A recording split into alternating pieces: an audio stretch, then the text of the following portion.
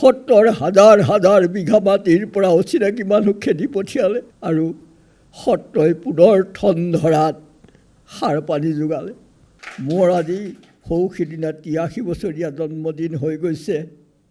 মই ভবা নাছিলোঁ 83 বছৰতো এই দুৰ্গত নিষ্পেষিত হৈ থকা এই উদাসীন ভকতসকলে কিবা কেতিয়াবা আৰ্থিক সাহায্যৰে কিবা সুবিধা পাবনে? এয়া সপোনৰ অগোচৰ হৈ আছিল। যুগ যুগ বাগৰি গ'ল।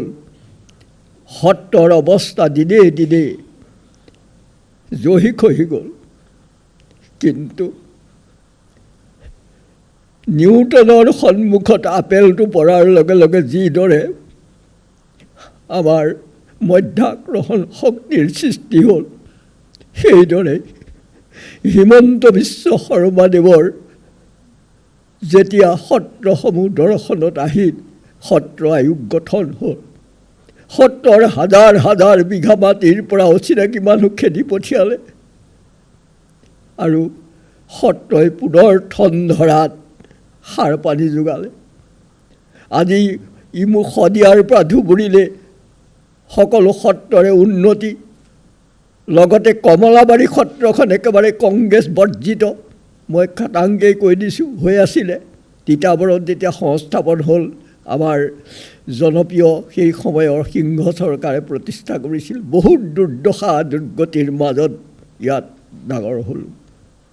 কিন্তু তেখেত সত্ৰলৈ যোৱাৰ লগে লগেই ৰাতিৰ পাছত সূৰ্য উদয় হোৱাৰ দি তালৈ 5 কোটি টকাৰ ঘোষণা হ'ল। 2 কোটি টকাৰ কাম সুন্দৰভাৱে চলি আছে। মই সদায় লোকসকলক, আমাৰ সকলোকে কওঁ, 2 টকা পইচা জেপত নোসোমোৱাকৈ যাতে এই সত্ৰখন বান্ধি থৈ যাব পাৰোঁ। আমাৰ এতিয়া সন্ধ্যা লাগিল। সেইকাৰণে এই সন্ধ্যা লগা মানুহজনকে সম্পাদকৰ দায়িত্ব দিলে। তাৰ বিভাগীয় আমাৰ যিসকল যোৰহাট জিলা বা তিতাবৰৰ লোক আছে, আমি সেই কাম কৰি আছোঁ। আমি তেখেতৰ দৃষ্টি আকৰ্ষণ কৰিছোঁ। তেখেতে নিশ্চয় নিজৰ কাম চাবলৈ এবাৰ যাব। আমাৰ বিমল ভাতৃপ্ৰতিম অতি সুন্দৰ এটা ল'ৰা, সাংস্কৃতিক বিভাগত আছে। মই তেওঁকো আহ্বান জনাইছোঁ, তেওঁ সোনকালে তেখেতৰ কামখিনি তাত চাবগৈ।